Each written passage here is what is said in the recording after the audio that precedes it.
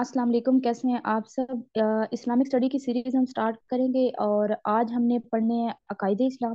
अकायदे इस्लाम के अंदर दो अकायद जो हैं वो मोस्ट इंपॉर्टेंट हैं, जिसके ऊपर वो बार बार आपसे क्वेश्चन पूछता है। उसमें हम देखेंगे अकीदा तौहीद और अकीदा आखिरत को। ठीक है। अकीदा तौहीद जो है ये काफी दफा पास पेपर के अंदर भी रिपीट हो चुका है। 13, 15, 18, 19, 20 सब में उसने ये क्वेश्चन दिया है। ठीक है। और उस क्वेश्चन में उसने पूछा क्या, उसने सिंपल आपसे पूछा है कि अकीदा तौहीद से मुराद क्या है, मतलब कि आपने बताना है कि अकीदा तौहीद होता क्या है। और फिर वो कहता है आपके कि इसके माशरती और इनफरादी जिंदगी पर क्या असरात मुरतब होते हैं। That's it. इसके अलावा उसने आपसे और कुछ भी नहीं पूछा। आप कोई भी पास पेपर उठा लें, जो जो मैंने बोले हैं, 2013 वाला उठाएं, 15, 18, 19, 20, उसके अंदर आप अगर आप देखें अकीदा तौहीद वाला क्वेश्चन, तो उसके अंदर उसने सिर्फ यही पूछा हुआ है कि अकीदा तौहीद से क्या मुराद है, अकीदा तौहीद की तारीफ करें, या इसके और इसके माशरे और इंफरादी जिंदगी पर क्या असरात मुरतब होते हैं, वजाहत से बयान करें। ठीक है। तो अब जो मैंने आपके लोगों के क्वेश्चन इवेलुएट किए ना, उसके अंदर मसला आप लोगों का ये था कि जब आपको मैंने क्वेश्चन दिया कि अकीदा तौहीद से क्या मुराद है और उसके असरात बयान करें, मैंने आपसे नहीं पूछा, ठीक है, कि आप अलग से इसकी एक हेडिंग बनाएं कि आयात के अंदर अकीदा तौहीद की क्या बात की गई है, हदीस के अंदर इसकी। आप वो एक चौथाई की बुक है, उसके अंदर उसने उसके अंदर बहुत जबरदस्त चीजें मेंशन की हैं। ठीक है। लेकिन उसने आपको डाटा प्रोवाइड किया, उसने आपको ये नहीं कहा कि आप एज इट इज उसका वही स्ट्रक्चर फॉलो करें। आप क्या करते हैं, आप सबसे पहले तारुफ लिखते हैं, तारुफ लिखने के बाद आप फिर उसकी टाइप्स लिखते हैं, टाइप्स लिखने के बाद फिर आप कहते हैं कुरान की रोशनी में, फिर आप उसके नीचे 10-12 आयात लिख देंगे, फिर आप लिखेंगे हदीस की रोशनी में, फिर आप उसके नीचे 10-12 आयात लिख देंगे। अब उसने आपसे ये चीज नहीं पूछी, क्वेश्चन में उसने आपसे ये सब नहीं पूछा। इसका मतलब क्या है कि आप इरेलीवेंट जा रहे हैं। ठीक है। तो हमने आज क्वेश्चन को डिस्कस करना है, साथ साथ हमने उसके पेपर का स्ट्रक्चर भी देखना है कि आपने क्वेश्चन को किस तरह से अटेम्प्ट करके आना है। हम दोनों चीजें साथ साथ लेके चलेंगे। बहुत ज्यादा डिटेल में ये चीजें नहीं पढ़ाऊंगी, क्योंकि ऑलरेडी मैं सेशन के अंदर ये चीजें पढ़ा चुकी हूँ और यूट्यूब पर भी मैंने पहले इसके लेक्चर डाले हैं। ठीक है। मैं थोड़ा थोड़ा आपको इसके बारे में बताऊंगी। फिर आपने करना क्या है कि आपने पास पेपर से इसका क्वेश्चन उठाना है, उसको सोल्व करना है, और सोल्व करने के बाद उसको मुझसे इवेलुएट करवा लेना है व्हाट्सएप पे। ठीक है। फ्री ऑफ कॉस्ट है, कोई चार्जेस नहीं है।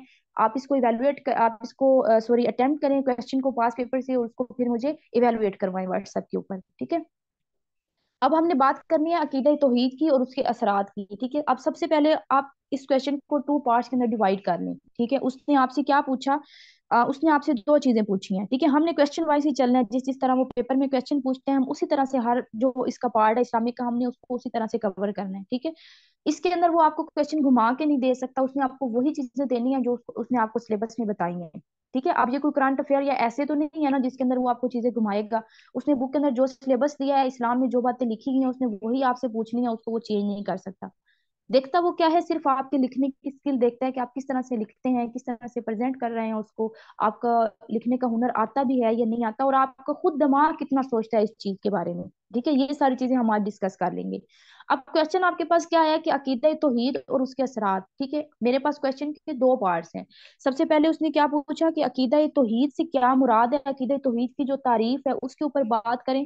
फिर दूसरा उसने मुझसे पूछा कि इसके असरात के ऊपर बात करें। ठीक है। अब मैंने क्वेश्चन को दो पार्ट्स के अंदर डिवाइड कर लिया है। एक मैंने कहा कि अकीदे तौहीद की से क्या मुराद है, और दूसरा मैंने कहा कि इसके असरात क्या हैं। ठीक है। अब असरात उसमें उसने चाहे आपसे जो मर्जी पूछे हैं, माशरे पे पूछे हैं, इनफरादी जिंदगी पे पूछे हैं, पार्ट आपके दो ही बांध रहे हैं। ठीक है। कैसे दो बांध रहे हैं?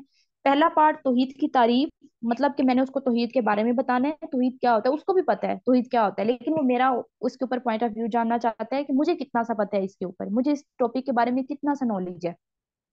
उसके बाद दूसरी चीज जो वो देता है ना कि इसके माशरे और इनफरादी जिंदगी पर क्या असरात हैं, तो इसका मतलब होता है कि वो आपका माइंड चेक कर रहा है, आपका नॉलेज चेक कर रहा है कि आप अगर अकीदे तौहीद के मानने वाले हैं, और आप अकीदे तौहीद का कॉन्सेप्ट आपने मुझे पहले क्लियर कर दिया कि अकीदे तौहीद ये है, फिर आपको कितना सा पता है इसके बारे में कि ये सोसाइटी पर क्या असरात डाल रहा है, या आपकी इनफरादी लाइफ के ऊपर क्या असरात डाल रहा है, आपको खुद को इसके बारे में कितना पता है। आप खुद से भी इस चीज के ऊपर लिख सकते हैं। अभी मैंने जो इसमें हेडिंग्स डाली है, मैंने मोस्टली चुगताई की बुक से डाली है, लेकिन मैं आपको आज खुद से भी हेडिंग बना के दिखाऊंगी कि आप किस तरह से इसमें खुद से भी हेडिंग्स क्रिएट कर सकते हैं। ठीक है।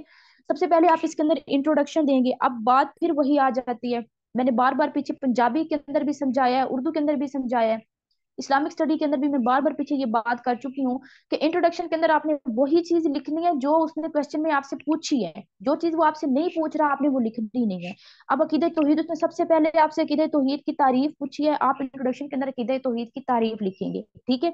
आप सिंपल लिखें कि इस्लाम में ईमान को बहुत अहमियत हासिल है, ठीक है, कुरान करीम ने दो चीजों को आखिरी कामयाबी का जरिया करार दिया है, एक ईमान और दूसरा नेक अमाल। ठीक है, ईमान के बगैर अमाल की कोई वैल्यू नहीं है, उसकी कोई हैसियत नहीं है। अगर अल्लाह पर ईमान होगा तो बाकी हकीकतों पर भी ईमान होगा। सिंपल सी बात है ना, कि अगर हमारा अल्लाह पर ईमान नहीं है तो हमारा बाकी हकीकतों पर भी ईमान नहीं हो सकता। ठीक है, तो यहाँ पर वो कह रहे हैं कि अगर आपका ईमान अल्लाह पर है तो आपका ईमान बाकी हकीकतों पर भी है। ठीक है, और फिर वो कहते हैं कि आप इसमें आप डिफाइन इस्लाम के अकॉर्डिंग कैसे लिखेंगे, आप इसमें सिंपल लिखें कि इस्लामी अकीदे में अकीदा तौहीद से मुराद अल्लाह एक है, उसका कोई शरीक नहीं, वो अपनी जात और सफात में अकेला है, वो वाहिदुल ला शरीक है। ये इसकी सिंपल डिफाइन थी। अब आपने क्या किया, आपने अकीदा तौहीद को एक्सप्लेन कर दिया है। अब इससे ज्यादा लिखने की जरूरत नहीं है। ये जो बातें आप बार बार रिपीट करेंगे कि कितनी टाइप है, ये है वो है, इन बातों को उसको पता है। ठीक है, आपने अकीदा तौहीद को क्या किया, यहाँ पर एक्सप्लेन कर दिया है। अब हमने बात करनी है उसके असरात के ऊपर। आप क्वेश्चन के अंदर लिखेंगे कि जो अकीदा तौहीद है उसके सोसाइटी पर क्या इम्पैक्ट पड़ रहे हैं, उसकी आपके लाइफ के ऊपर क्या इम्पैक्ट पड़ रहे हैं, आपने ये दो चीजें भी एक्सप्लेन करनी है। तो इन दो चीजों को एक्सप्लेन जब आपने अपने क्वेश्चन में करना है तो आपने इंट्रोडक्शन के अंदर उसको पहले बताना भी है, ताकि आपका इंट्रोडक्शन पढ़े तो उसको पता चले कि ये आगे क्वेश्चन के अंदर ये बातें करने जा रहे हैं। ठीक है, आई होप कि आपको चीजों की समझ आ रही होगी। फिर भी किसी चीज की समझ नहीं है तो मुझसे पूछ लीजिएगा। दोबारा रिपीट कर देती हूँ। इंट्रो के अंदर सबसे पहले हमने अकीदा तौहीद को डिफाइन किया, हमने बताया अकीदा तौहीद क्या होती है। ठीक है, उसके बाद नेक्स्ट पार्ट हमारा क्या आता है, नेक्स्ट के अंदर हमने ये बताना है कि हम अपने क्वेश्चन के अंदर पार्ट टू के अंदर ये बताने जा रहे हैं कि जो अकीदे तौहीद है उसके क्या असरात हो रहे हैं सोसाइटी के ऊपर और हमारी लाइफ के ऊपर। तो जो हमारा इंट्रोडक्शन होगा हम उसके अंदर भी उसको बताएंगे कि हमारी सोसाइटी के ऊपर इसके ये इम्पैक्ट है, अकीदे तौहीद की वजह से हमारी सोसाइटी के ऊपर ये इम्पैक्ट पड़ रहे हैं, हमारी जो लाइफ है उसके ऊपर, हमारी लाइफ को अकीदे तौहीद इस तरह से बना रही है, संवार रही है, इस तरह से उसको जो है वो हम अपनी लाइफ को मजीद बेहतर बना सकते हैं अकीदे तौहीद पर अमल करके। हमें अकीदे तौहीद पर अमल करके कुर्ब इलाही हासिल होता है, हम अल्लाह ताला के नजदीक होते हैं, अल्लाह ताला से हमारा राब्ता बढ़ता है। ठीक है, ये सारी चीजें आपने यहाँ पर इंट्रोडक्शन के अंदर उसको पहले बता देनी है। उसके बाद हम बात करते हैं अकीदे तौहीद की टाइप्स के ऊपर। ठीक है, अब यहाँ पर थोड़ी बहुत आप वो भी मेंशन करें, क्यों, क्योंकि उसने आपसे पूछा है अकीदे तौहीद क्या है। ठीक है, तो आप इसके अंदर फिर थोड़ी सी वो भी मेंशन करेंगे। अब अकीदे तौहीद की टाइप से आप एक फ्लो चार्ट बना के उसको इस तरह से उसके अंदर बता सकते हैं। ठीक है, अच्छा, अब आपने क्या करना है, अकीदे तौहीद की टाइप्स की कितनी है, तीन टाइप्स हैं। ठीक है, तीनों टाइप्स की थोड़ी थोड़ी आपने डिफाइन देनी है, बहुत ज्यादा लिखने की जरूरत नहीं है।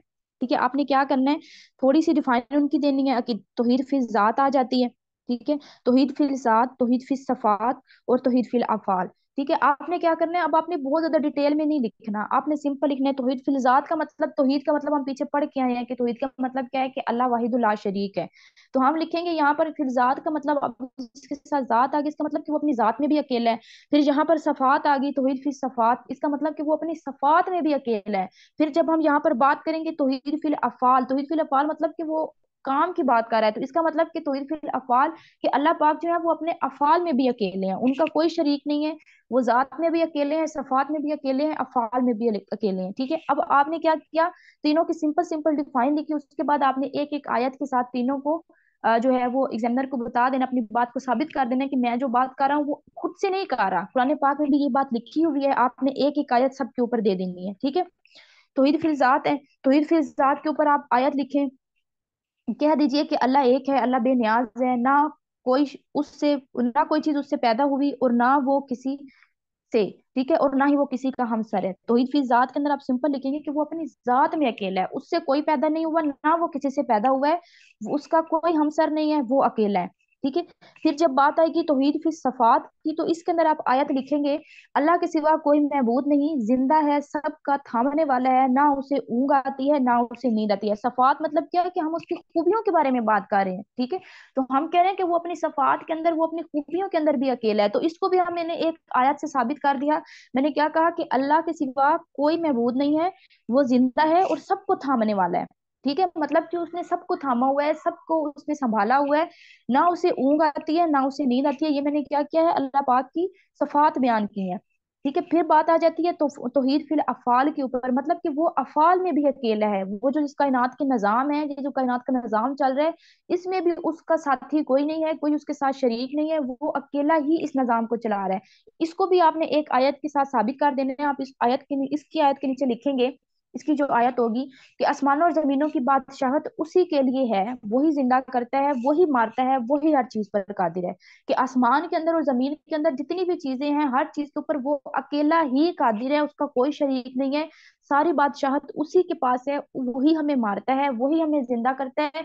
हर एक चीज उसी के काबू में है, ठीक है, वही हर एक चीज के ऊपर कादिर है। अब ये जहां तक आई होप कि आपको समझ आ गई होगी कि आपने ज्यादा डिटेल में नहीं जाना, जितना उसने आपसे पूछा है आपने उतना ही बताना है। तौहीद फिर जात में डिफाइन, देन आपको एक आयत से अपनी बात को प्रूव कर दें। तौहीद फिर सफात के अंदर भी आप डिफाइन लिखें, डिफाइन के बाद अपनी जो है आप आयत के साथ इसको साबित करें। और तौहीद फिल अफ़आल के अंदर भी फिर आपने सेम ऐसे ही करना है, ठीक है। अब उसके बाद हम आ जाते हैं अपने पार्ट 2। अब हमारा पार्ट 1 क्लियर हो गया, फिर क्वेश्चन के अंदर उसने हमें पार्ट 2 दिया है, ठीक है। अब पार्ट 2 के अंदर वो हमें क्या कहता है, पार्ट 2 के अंदर उसने हमसे पूछा कि इसके इनफरादी और माशरती जिंदगी पर क्या इम्पैक्ट्स पड़ रहे हैं। अब ये बड़ी आसान सी चीज है, इसको बस आपने क्या करना है, थोड़ा सा समझना है, ठीक है। समझने के बाद आप इसकी हेडिंग खुद से भी क्रिएट कर सकते हैं, ठीक है। अब सबसे पहले मैंने बात की इनफरादी जिंदगी के ऊपर, ठीक है, कि जो हमारी इनफरादी जिंदगी है उसके ऊपर। अब आप कहेंगे कि यहाँ पर ये मैंने चार्ट से या डायग्राम से क्यों बनाई है, तो ये भी इसके पीछे भी आप लोग ही हैं। आप लोग जब मुझे असाइनमेंट भेजते हैं तो उसमें कोई डायग्राम नहीं होती, बस सिंपल सिंपल अगर आपने लिखा ना इनफरादी जिंदगी, उसमें आप 8-10 हेडिंग बनाएंगे, उसको एज इट इज लिख देंगे, वो फिर आपकी प्रेजेंटेशन अच्छी नहीं आती। इसी वजह से आज वाले नोट्स के अंदर थोड़ी थोड़ी ये चीजें मेंशन किया ताकि आपको समझ आ जाए कि किस तरह से आपने पेपर की प्रेजेंटेशन अच्छी करनी है। दूसरा, आपको ना डायग्राम बनाने में एक और फायदा भी हो जाता है, ठीक है, कि जब आप पहले से एक डायग्राम बना देते हैं, फ्लो चार्ट बना देते हैं, तो उसके अंदर आप सारी चीजें मेंशन कर देते हैं। कभी कभी आपके ऊपर इतना प्रेशर हो जाता है या आपको लगता है कि अब मेरा टाइम कम रह गया है, मेरे से नहीं हो पा रहा ये वो, तो आपको चीजें आपके माइंड से स्किप होने लगती हैं, आपको चीजें भूलने लगती हैं, ठीक है। तो वो जब आपके पास ऑलरेडी हेडिंग्स पड़ी होंगी तो आपको कुछ भूलेगा ही नहीं। अब जैसे मैंने यहाँ पर 6-7 हेडिंग्स लिख दी हैं, अब मेरे ऊपर फॉर एग्जाम्पल मेरे ऊपर इतना प्रेशर है, मैं कहती हूँ भाई मेरे तो 10 मिनट रह गए हैं, 5 मिनट रह गए हैं, क्या होगा ये वो। जब आप टेंशन लेते हैं तो आपके माइंड से वो चीजें स्किप होना स्टार्ट होगी। अब मेरी चीज माइंड से अगर चीजें स्किप भी हो रही हैं तो मैंने पहले उसको मेंशन किया हुआ है अपने पास, अगर मुझे कुर्बे इलाही भूल गया तो जब मैं अपना चार्ट देखूंगी मुझे याद आ जाएगा कि मैंने अब यहाँ पे कुर्बे इलाही जो है वो हेडिंग बनानी है। तो आपको खुद को भी यहाँ पे फायदा होता है, ठीक है। और दूसरा, आपकी प्रेजेंटेशन भी पेपर की अच्छी हो जाती है, जिससे आपके मार्क्स भी अच्छे आते हैं। अब हम बात कर लेते हैं कि इसके इनफरादी जिंदगी के ऊपर क्या इम्पैक्ट है, ठीक है। इनफरादी जिंदगी के ऊपर सबसे पहले मैंने लिखा खुददारी और इज्जत नफ्स, ठीक है, खुददारी और इज्जत नफ्स। देखें, सबसे पहले कि जब आप अकीदे तौहीद के मानने वाले हैं, आप कहते हैं कि ये जो निज़ाम है ये सारा अल्लाह पाक के पास है, अल्लाह पाक ही हमारे दिलों का हाल जानते हैं, ठीक है, हमने सिर्फ अल्लाह पाक को ही जवाबदेह होना है। तो आपके अंदर क्या चीज पैदा होगी, खुददारी पैदा होगी, ठीक है। आपके अंदर क्या पैदा होगा, खुददारी, और आपके अंदर इज्जत नफ्स पैदा होगी। आपके दिल में ये बात आएगी कि आप किसी और के गुलाम नहीं है, ठीक है। आपने दुनिया में किसी की गुलामी नहीं करनी, आप किसी के गुलाम नहीं है। आपने सिर्फ और सिर्फ किसकी इबादत करनी है, अल्लाह पाक की इबादत करनी है। उसके अलावा आपको किसी से डरने की जरूरत नहीं है। खुद ब खुद आपके अंदर बहादुरी का जज्बा पैदा होगा, आपके अंदर शुजात का जज्बा पैदा होगा। फिर आपके अंदर आजिज़ी और इंकिसारी भी आएगी। जब आप तौहीद के ऊपर अमल करेंगे तो आप आजिज हो जाएंगे, आपके अंदर इंकिसारी पैदा होगी, ठीक है। आप खुददार होंगे, इज्जत नफ्स के मालिक बन जाएंगे। क्यों? क्योंकि आपका दिल ये मानता है कि जो भी कुछ हो रहा है, जो भी कुछ होने वाला है, या जो भी कुछ आगे फ्यूचर में होगा, या जो अभी हो रहा है, या जो हो चुका है, वो सब के पीछे अल्लाह पाक की जात है, उसने मेरे लिए जो करना है बेहतर ही करना है, ठीक है। तो जब आपका इरादा पुख्ता हो जाएगा उसके ऊपर, जब आप पुख्ता दिल से ईमान लेके आएंगे कि तौहीद के ऊपर, तो आपके अंदर ये सारी जो खसूसियात है वो खुद ब खुद डेवलप होना स्टार्ट हो जाएंगी, ठीक है। उसके बाद हमें अल्लाह ताला का कुर्ब भी हासिल होगा, मतलब कि हम अल्लाह ताला के नजदीक भी होंगे। किस तरह से हमें अल्लाह ताला का कुर्ब हासिल होगा, देखें।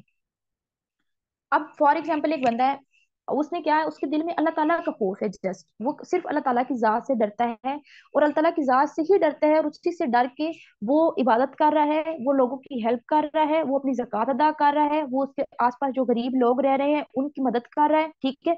अब जब उसके अंदर इतना एहसास पैदा हुआ है, उसके अंदर एक इनकसारी आई है, उसके अंदर खुददारी आई है, तो इसका मतलब क्या है कि अल्लाह पाक भी आपके करीब होंगे। जाहिर बात है, जब एक बंदा नेक होगा तो अल्लाह पाक भी उसके पास आएंगे ना, वो कहेगा कि अल्लाह पाक भी मतलब कहेंगे कि अब ये तो बंदा जो है वो सीधा मेरी ही राह पे चल रहा है, मेरी ही इबादत करता है, मेरे बंदों का ख्याल रखता है, किसी का दिल नहीं दुखाता। और इस सब के पीछे रीजन क्या होगा, अकीदा तौहीद होगा। क्यों? क्योंकि आपके दिल में अल्लाह का खौफ होगा, ठीक है। तो उसमें फिर क्या होगा कि आपको कुर्ब इलाही भी होगा, आपके अल्लाह ताला के साथ रिश्ता जो होगा वो भी मजबूत हो जाएगा। ठीक है। फिर जब आपका अल्लाह ताला से रिश्ता मजबूत हो रहा है, आप इतने सारे काम कर रहे हैं, अकीदे तौहीद की वजह से आप इतने सारे काम कर रहे हैं, आपका रिश्ता जो है वो मजबूत हो रहा है अल्लाह पाक के साथ, तो आपकी जो परेशानियां होंगी वो भी आप अल्लाह ताला के सुपुर्द कर देंगे। ठीक है, आप यही कहेंगे ना, फॉर एग्जाम्पल आप एग्जाम दे रहे हैं सीएसएस का, तो आप यही कहेंगे ना कि अच्छा या बुरा वो आजाद करने वाली है, ठीक है, उसने मेरे लिए जो बेहतर सोचा है ना वही होना है, तो आपके दिल को भी सुकून होगा। ठीक है।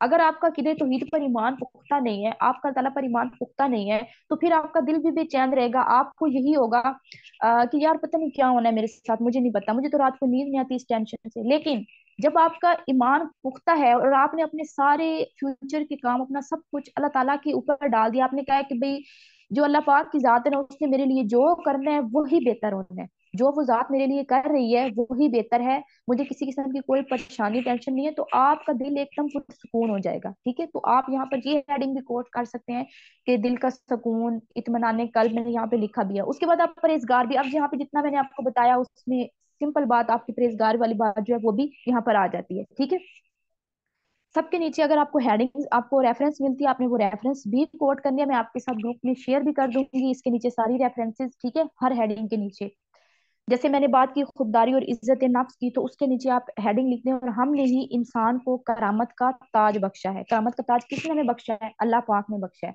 तो यहाँ पर हम इसके नीचे वो वाली हेडिंग जो है उसको भी कोट कर सकते हैं। ठीक है, मतलब आप सिंपल भी लिख सकते हैं, करामत का ताज भी आप यहाँ पर हेडिंग बना सकते हैं, या आप इसके नीचे जो रेफरेंस मैंने बोली वो भी, बाकी मैं ग्रुप के अंदर आपके साथ इसकी रेफरेंसेस शेयर भी कर दूंगी। ठीक है। उसके बाद जो मैंने यहाँ पर बात की कि आप शुजात और बहादुरी जो है ये आपके अंदर आ जाती है, तो यहाँ पर आप इकबाल का एक शेर भी लिख सकते हैं। ठीक है, जो मैंने बात की शुजात और बहादुरी की, ठीक है, मैंने कहा कि इंफरादी जिंदगी में इसका क्या इम्पैक्ट पड़ रहा है कि अगर हम तौहीद पर अमल करते हैं तो हमारे दिल से बाकी तमाम चीजों का खौफ हट जाता है, सिवाय अल्लाह के। हमारे दिल में सिर्फ एक ही खौफ होता है, अल्लाह का, और हम किस चीज से नहीं डरते, तो हमारे अंदर क्या चीज डिवेल्प होती है? बहादुरी। हमारे अंदर शुजात और बहादुरी आती है। तो इसको आप इकबाल के एक शेर से भी साबित कर सकते हैं। इकबाल कहता है कि काफिर है तो शमशेर पे करता है भरोसा, काफिर है तो शमशेर पे करता है भरोसा, मोमिन हो तो बेतैग भी लड़ता है सिपाही। ठीक है, कि अगर काफिर है तो उसने फिर सिर्फ अपने हथियार के ऊपर ही डिपेंड होना है, यहाँ पे इकबाल आपको कह रहे हैं। लेकिन अगर मोमिन है, सच्चे दिल से ईमान लाने वाले हैं, अल्लाह पाक को मानने वाले हैं, तो फिर आपके पास कुछ है या नहीं है, आप मैदान जंग में जीत के आएंगे, आप बेतैग लड़ेंगे, आप कहेंगे मुझे किसी चीज का डर नहीं है। क्यों डर नहीं है? क्योंकि मेरे साथ अल्लाह पाक की जात है। ठीक है, तो यहाँ पर ये चीज भी आती है, इसको आप इकबाल के शेर के साथ भी प्रूव कर सकते हैं। ठीक है, उसके बाद नेक्स्ट आ जाए, नेक्स्ट हम बात करेंगे माशरती जिंदगी के ऊपर, इसकी क्या इम्पैक्ट्स पड़ रहे हैं। ठीक है, माशरे के ऊपर, अब ये भी बड़ी आसान सी चीज है, मैं आपको सिंपल सिंपल चीजें बताती जाऊंगी। मैंने पीछे भी यही किया कि एक ही हेडिंग्स को उठा के आपको सारी हेडिंग समझा दिया, अब उसके नीचे आप खुद से लिख सकते हैं। ठीक है, अब यहाँ पर हमने बात करनी है कि माशरती जिंदगी में क्या असरात हो रहे हैं। अब माशरती जिंदगी में कैसे असरात होंगे? देखिए, आप तो तौहीद के मानने वाले हैं, आपको पता है कि मैं अल्लाह ताला पर यकीन रखता हूँ और मेरे दिल में अल्लाह का खौफ है, मुझे पता है कि अगर मैं किसी के साथ बुरा कर रहा हूँ तो कल को मुझे इसकी सजा मिलेगी, अल्लाह पाक को मुझे जवाब दे होना पड़ेगा। ठीक है, तो उसके लिए आपके दिल में क्या चीज पैदा होगी? अखवत और मसावात पैदा होगी, आपके अंदर मसावात पैदा होगी, आपके अंदर जो ऊंच नीच का फर्क है वो खत्म हो जाएगा। आप सब लोगों को एक ही नजर से देखेंगे कि जैसा मैं हूँ, जैसी फॉर एग्जाम्पल मैं हूँ, मैं कहूंगी भाई सब मेरे साथ के हैं, गरीब अमीर छोटा बड़ा कुछ नहीं होता, सब इक्वल है। ठीक है, जहां पर आपके अंदर ये चीज एक डिवेल्प होगी। उसके बाद नेक्स्ट आ जाए, आपके अंदर वहीदत इंसानी आएगी। वहीदत इंसानी कैसे? कि अकीदे तौहीद की वजह से तमाम इंसानों के अंदर इत्तेहाद पैदा होगा। ठीक है, तमाम इंसानों के अंदर क्या होगा? इत्तेहाद पैदा होगा। जितने भी आप लोगों के अंदर ये तफरीक, जैसे शिया सुन्नी और ये सारी बनी हुई, ये सब चीजें खत्म हो जाएंगी। अब देखें, क्या हमने शिया सुन्नी लगा रखी है? ये एकदम गलत बात है। शिये जो है वो भी अल्लाह पाक को मानने वाले हैं, उनके दिल में भी अल्लाह का खौफ है, हम भी अल्लाह पाक को मानने वाले हैं, हमारे दिल में भी अल्लाह। तो फिर किस वजह से हमने ये एक दूसरे के अंदर इम्तियाज बनाए हुए हैं कि वो अलग हैं हम अलग हैं? ऐसा कुछ भी नहीं है। ठीक है, वो भी हमारे बहन भाई हैं जैसे हम उनके हैं। ठीक है, कोई फर्क नहीं है। तो जब आपके दिल के अंदर अल्लाह का ईमान, अल्लाह के ऊपर ईमान आपका पुख्ता होगा, अल्लाह ताला की मोहब्बत होगी, उसका खौफ होगा, तो आप ये चीजें सारी जो है ना, इनको भी आपके दिल से खुद ब खुद खत्म हो जाएंगे, और आपके अंदर इत्तेहाद पैदा होगा, और आपका जो माशरा है वो खुद ब खुद अमन उसके अंदर पैदा हो जाएगा। अमन कैसे पैदा होगा? आपके दिल में खौफ है, आपको पता है कि जो शिया है वो भी मेरा भाई है, जो सुन्नी है वो भी मेरा भाई है, तो ये जो ईद मिलादुल नबी और जो ये मुहर्रम के अंदर आपके फसादात और झगड़े होते हैं, ये सब कुछ खत्म हो जाएगा, तो मुल्क में खुद ब खुद अमन पैदा होगा ना, जब ये छोटी छोटी लड़ाइयां खत्म होंगी आप लोगों की। उसके बाद आता है हमारा आलमगीर माशरा। ठीक है। आलमगीर माशरा में क्या होगा कि तौहीद जो है उसकी वजह से एक आलमगीर माशरा भी बनता है। आलमगीर माशरा कैसे बनता है कि अगर दुनिया भर के जितने भी मुसलमान हैं, ठीक है, वो सिर्फ एक खुदा पर ईमान ले आए, तो फिर क्या होगा कि जितने भी हमारे ग्रोह बंदियां बनी हुई हैं, जितने भी हमारे फिरके बने हुए हैं, वो सारे के सारे खत्म हो जाएंगे और माशरा खुद ब खुद तरक्की करने लगेगा। ठीक है। आलमगीर माशरे का मतलब ये है कि जितने भी मैं दुनिया के अंदर मुसलमान हैं, जितने भी मुसलमान हैं, वो सारे एक ही अल्लाह पर ईमान लेके आए। ठीक है। अलग से जो हमने ग्रोह बनाए हुए हैं, फिरके बनाए हुए हैं, हमने अपने पास से पता नहीं हम क्या क्या बातें निकाल लेते हैं कि इस्लाम ने ये कहा, वो कहा, मैं कह रही हूँ एक बात, इस्लाम ने ये कहा, दूसरा बंदा कहेगा नहीं नहीं ये नहीं कहा, ये कहा है।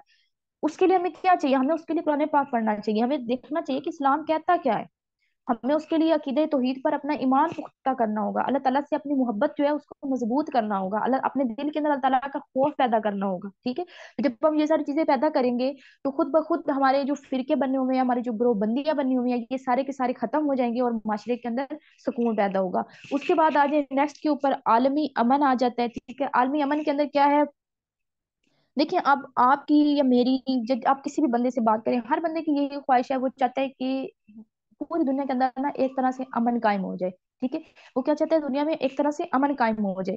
वो कब होगा? जब सारे मुसलमान एक साथ ईमान लेके आएंगे। अभी आप देख लें कि पैलेस्टाइन के अंदर क्या हो रहा है, वो भी हमारे मुसलमान भाई हैं, और हम जहाँ पे बैठे हैं और हमें कोई फर्क नहीं पड़ रहा। हम कुछ दिन हमने स्टेटस लगाए हैं, कुछ दिन हमने पोस्ट शेयर किए हैं एफबी पे, इंस्टा पे, उसके ऊपर, टिकटॉक के ऊपर, बस हमें लगा कि हमने उनके साथ हमदर्दी कर लिया, बस हमारा फर्ज अदा हो गया। हमें कोई एहसास नहीं है कि उनके साथ हो क्या रहा है वहां पे। ठीक है।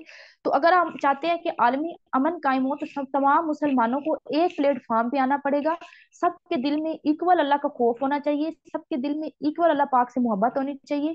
ठीक है। सब इकट्ठे ईमान लेके आए, उसके ऊपर कायम रहें, तो ये सारी चीजें जो फसादात दुनिया में हो रहे हैं वो सारे के सारे खत्म हो जाएंगे। अब जितने मुसलमान ममालिक हैं, अगर वो सारे मिल के भी पैलेस्टाइन का साथ देते तो अभी तक वो इस मसले से जो है वो छुटकारा पा चुका होता। ठीक है। लेकिन किसी ने भी आगे बढ़कर कदम नहीं, इसके इसके पीछे रीजन क्या है? इसके पीछे रीजन यही है कि हमारा ईमान कमजोर है। ठीक है। हमने कल को जाके जवाब देना है अपने रब को। अगर हमारे दिल में ये खौफ है ना, तो हमें इस बात का पता है, इस बात का हमें पता है कि हमने पैलेस्टाइन के अंदर जो कुछ हो रहा है उसके रिस्पॉन्सिबल सिर्फ वो इसराइल वाले नहीं है, हम भी हैं। हम क्यों हैं? क्योंकि हम अपनी आंखों से बैठ के उसको देख रहे हैं। ठीक है। हम देख रहे हैं उसके ऊपर बैठ के, हम घर में टॉपिक हमारा स्टार्ट है भाई, लग गया, हमने इसके ऊपर बात करनी है, लेकिन हमें कोई फिक्र नहीं कि वहां पे हो क्या रहा है। इसके पीछे सिर्फ रीजन ये है कि हमारा ईमान कमजोर हो चुका है, हमारे दिल में अल्लाह का खौफ जो है वो किसी हद तक खत्म हो चुका है। ठीक है। हम ये भूल चुके हैं कि कल को जाके हमने अल्लाह पाक को जवाब देना है।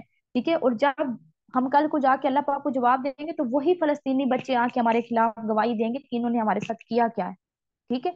तो यहाँ पर आलमी अमन में आप ये चीज कोट कर सकते हैं। उसके बाद बाहमी इत्तेहाद आता है, ये मैं ऑलरेडी आपको पढ़ा चुकी, मैंने बता दिया है। उसके बाद जज्बा फलाए इंसानियत के, आपके अंदर जज्बा पैदा होता है। अब जज्बा वही फिर पैलेस्टाइन वाली बात यहाँ पे बेशक लिखे भी सही आप, ठीक है, तो आप यहाँ पर वही चीज लिखें कि जब आपका ईमान अकीदे तौहीद पर पुख्ता होगा, आपका दिल जो है वो इस चीज को, सच्चे दिल से आप इस चीज को इकरार करेंगे। ठीक है।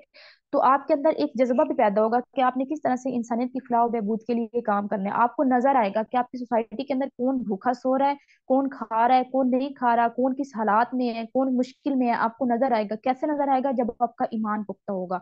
लेकिन जब आपका ईमान कमजोर हो जाए, तो फिर वहां पर पैलेस्टीन जैसे वाकयात होते हैं और जिनको हम सिर्फ बैठ के देखते हैं। ठीक है। तो यहाँ पर आपने ये चीज लिखते नहीं है। उसके बाद हासिल कलाम, हमने जितना भी पीछे क्वेश्चन पढ़ा उस सारे को आपने समराइज करना है, समराइज करके आपने यहाँ नीचे मेंशन कर देना है। सिंपल सी चीज है। बाकी रेफरेंसेस जो है वो इंशाल्लाह मैं ग्रुप में आपके साथ शेयर कर दूंगी। इससे रिलेटेड किसी बच्चे ने अगर ग्रुप ज्वाइन नहीं किया, करना चाहता है, तो वो मुझे मैसेज कर दे व्हाट्सएप पे, डिस्क्रिप्शन में नंबर डाल दूंगी, तो ग्रुप में ऐड हो जाए। ठीक है। बाकी टेस्ट वगैरह दें, असाइनमेंट इवेलुएट करवाएं, सारी चीजें फ्री हैं, किसी चीज पे कोई चार्जेस नहीं है। फिलहाल आज के लिए इतना ही है। अपना ख्याल रखिएगा, दुआओं में याद रखिएगा। अल्लाह हाफिज।